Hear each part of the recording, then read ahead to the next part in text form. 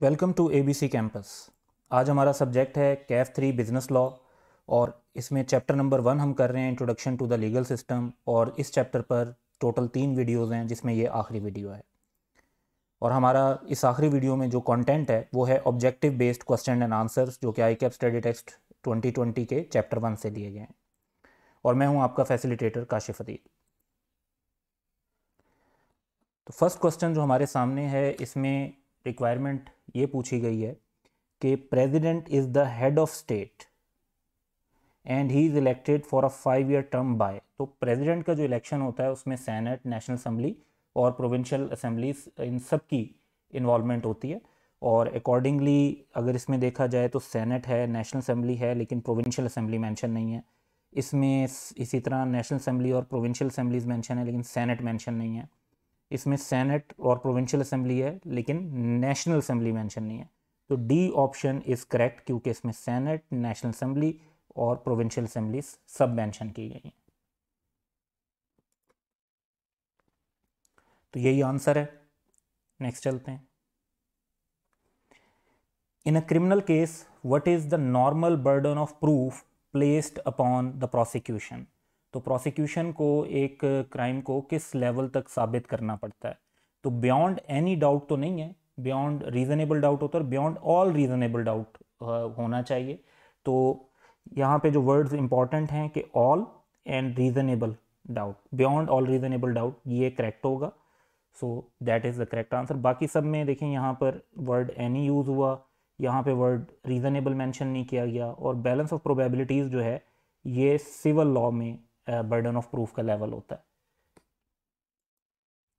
तो same answer है। Next चलते हैं। In a civil case of Talal versus Kashif, where a case is brought to the civil court by Mr. Talal, who is filing a suit against Mr. Kashif, state the legal position।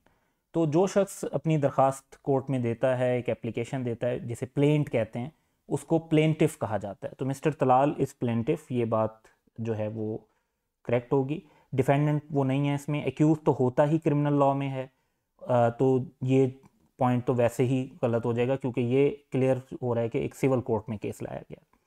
तो जहाँ पे accused की बात हो रही है तो ये सी और डी ऑप्शन तो पहले ही हमें पता चल जाते हैं कि इनकरेक्ट हैं। उसके बाद जो जिस पर केस किया जाता है उसने डिफेंस करना है, तो mister Kashif is the defendant. तो ये दोनों पॉइंट यहाँ पर ये चीज़ें जो है ना स्विच हुई हुई हैं आपस में। तो option A would be correct. Let's सी। तो यही आंसर है। नेक्स्ट चलते हैं। क्रिमिनल लॉ का पर्पस क्या है। तो क्रिमिनल लॉ का पर्पस बेसिकली तो सोसाइटी को रेगुलेट करना होता है, और वो किस तरीके से किया जाता है, to by punishing the wrong doers, by punishing the criminals. तो कंपनसेट करना तो पर्पस नहीं होता है, ये पर्पस सिविल लॉ में होता है। Recover property which has been taken from the true owner, ये भी मकसद सिविल लॉ में ही कवर होता है। लीगल ऑब्लिगेशंस भी सिविल लॉ में इन्फोर्स की जाती हैं बिटवीन द पार्टीज। तो D option would be correct कि पेनलाइज रॉन्ग डूअर। लेकिन ये मेन एम नहीं है, ये जहन में रखना है कि पेनलाइज करना होता है, लेकिन अल्टीमेट जो पर्पज़ है that is to regulate the society, ताकि लोग इस पनिशमेंट और पेनल्टी के डर से कुछ गलत ना करें। तो दैट्स द आंसर। नेक्स्ट चलते हैं। those rules and principles that govern and regulate social conduct and observance of which can be enforced in courts of law। तो इसको हम लॉ कहते हैं। ये लॉ की डेफिनेशन है and this would be correct. Let's C.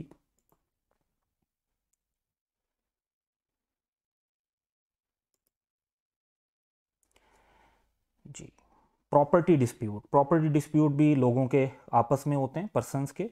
Work related dispute employment में हो सकते हैं, जैसे एम्प्लॉयर एम्प्लॉय का। कॉपीराइट के डिस्प्यूट दो इंडिविजुअल बिजनेसेस में हो सकते हैं, दो इंडिविजुअल पर्सनस में हो सकते हैं।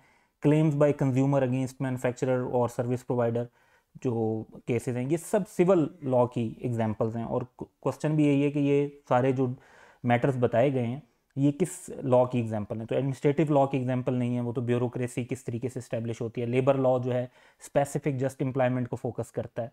कॉन्स्टिट्यूशनल लॉ जो है वो कॉन्स्टिट्यूशन के मैटर को फोकस करता है। तो civil law would be appropriate answer.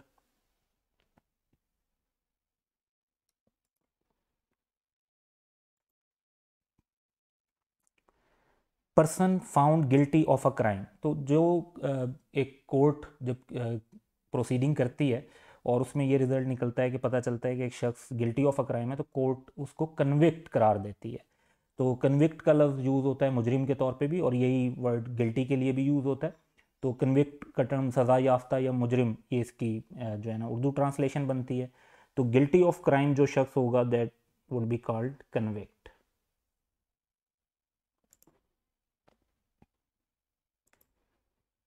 Next चलते हैं। Pakistan has a federal parliamentary system of government. The federal legislature is a bicameral Majlis Shura parliament composed. तो पार्लियामेंट की जो डेफिनेशन है उसमें प्रेसिडेंट भी शामिल हैं, उसमें नेशनल असम्बली लोअर हाउस और सेनेट अपर हाउस, ये तीन चीज़ें शामिल हैं। तो गवर्नर या प्राइम मिनिस्टर जो है वो पार्लियामेंट की डेफिनेशन में नहीं आते। तो इसमें president, national assembly, provincial assemblies भी जो है फेडरल लेवल पर तो नहीं आएंगी, वैसे अलग से होती हैं।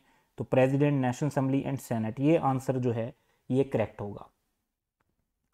उसके बाद वंस अगेन जो प्राइम मिनिस्टर का कॉन्सेप्ट है इसके अंदर वो अप्रोप्रिएट नहीं है, तो बाकी जो आंसर्स हैं वो गलत हैं, and C should be correct answer. Question 9 है कि prime minister is assisted by a federal cabinet, काबीना, a council of ministers whose members are appointed by the president on the advice of, क्योंकि जो prime minister होते हैं वो head of government होते हैं, तो प्राइम मिनिस्टर की एडवाइस पर ही जो है ना अपॉइंटमेंट की जाती है। मिनिस्टर्स की अपॉइंटमेंट करते प्रेसिडेंट हैं, लेकिन जो सिलेक्शन है, एडवाइस है कि किसको मिनिस्टर बनाना चाहिए, वो प्राइम मिनिस्टर की तरफ से आती है।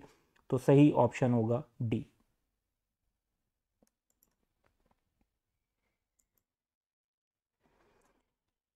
If the ordinance is not presented or passed by the National Assembly in case of money bill and by both houses यानी Senate और National Assembly दोनों, if it is other than money bill it shall stand repealed after।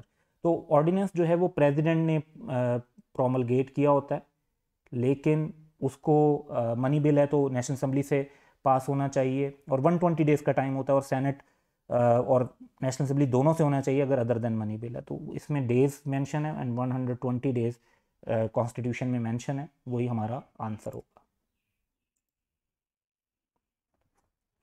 All statutes passed by national assembly are also approved by the senate. तो national assembly से अगर एक bill pass होता है फिर senate में जाता है मनी बिल के अलावा। Before proceeding to the president for his assent with the exception, exception जो है वो मनी बिल की ही है, तो मनी बिल जो हैं वो इसमें नहीं होंगे। बाकी जितने भी लॉज हैं वो नेशनल असेंबली के साथ साथ सेनेट से भी पास होना ज़रूरी होता है। तो यही आंसर है।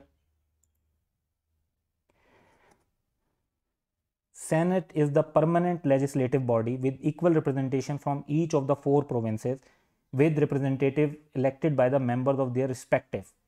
तो चीफ मिनिस्टर्स नहीं इसको करते, इनको सेनेटर्स को इलेक्ट, गवर्नर्स के पास भी कोई पावर नहीं होती, हाई कोर्ट तो जुडिशरी है, तो वो लेजिस्लेशन में इस तरह से इंटरफेयर नहीं करते। Provincial assembly would be correct answer. तो मेंबर्स ऑफ प्रोविंशियल असेंबली जो होते हैं वो सेनेटर्स को इलेक्ट करते हैं हर प्रोविंस की तरफ से।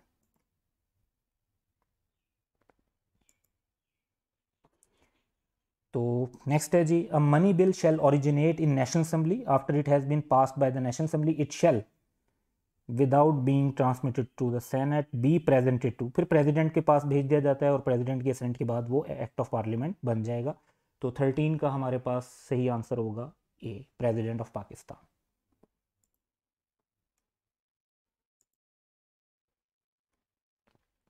अब कुछ फिल इन द ब्लैंक्स हैं। With criminal law the state establishes acceptable standard of behaviour and represent the interest of society, और इसको सोसाइटी एज अ होल आप कह सकते हैं, क्योंकि पूरी सोसाइटी में अमन बरकरार रहे और एक प्रॉपर फंक्शनिंग में रहे सोसाइटी, इसको मेंटेन करने के लिए क्रिमिनल लॉ जो है वो बिहेवियर के स्टैंडर्ड इस्टेब्लिश करता है, और जो फिर उस बिहेवियर के मुताबिक काम नहीं करता उसको फिर पनिश किया जाता है।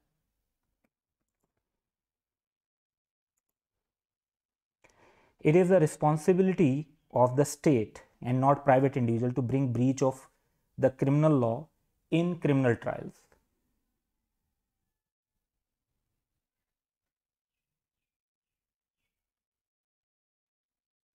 और आप इसे इसका एक अल्टरनेटिव आंसर फॉर प्रोसिक्यूशन भी हो सकता है कि प्रोसिक्यूशन करना जो है वो स्टेट की जिम्मेदारी है, वो प्राइवेट इंडिविजुअल्स की रिस्पॉन्सिबिलिटी नहीं है।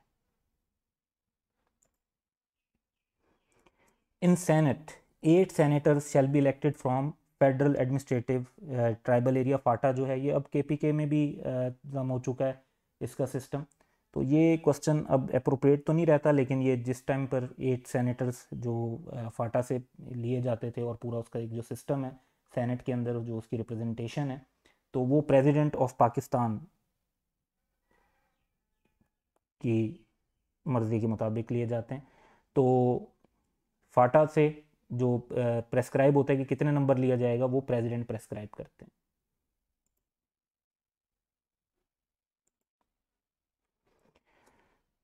The president shall within to assent to the bill और return it to the parliament for reconsider. तो प्रेसिडेंट के पास जो टाइम होता है वो 10 days का होता है। इसके अंदर उन्होंने या तो बिल पे असेंट देनी होती है या फिर उसको रिटर्न करना होता है फॉर रिकंसिडरेशन। उसके बाद फिर ज्वाइंट सिटिंग होती है पार्लियामेंट के दोनों हाउसेस की, नेशनल असेंबली एंड सेनेट की, और फिर अगर वहाँ से भी पास हो जाए फिर प्रेसिडेंट को असेंट देनी पड़ती है। A violation of civil law is a tort, इसे टॉर्ट कहते हैं, but is not a crime. तो अगर आप सिविल लॉ की कोई ब्रीच करते हैं that would be called tort, आपको डैमेज वगैरह पे करने पड़ेंगे, लेकिन वो क्राइम नहीं कहलाएगा।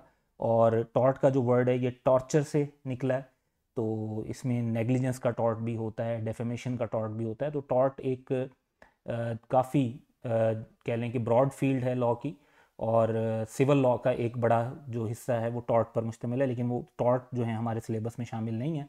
हमारा फोकस सिविल लॉ में मोस्टली जो है वो कॉन्ट्रैक्ट एक्ट पर रहता है और कुछ और लॉज हैं जिनको हम फोकस करते हैं।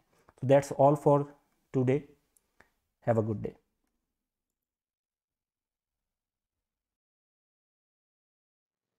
Subscribe to our channel and press the bell icon to never miss any update and get notified whenever new content is uploaded.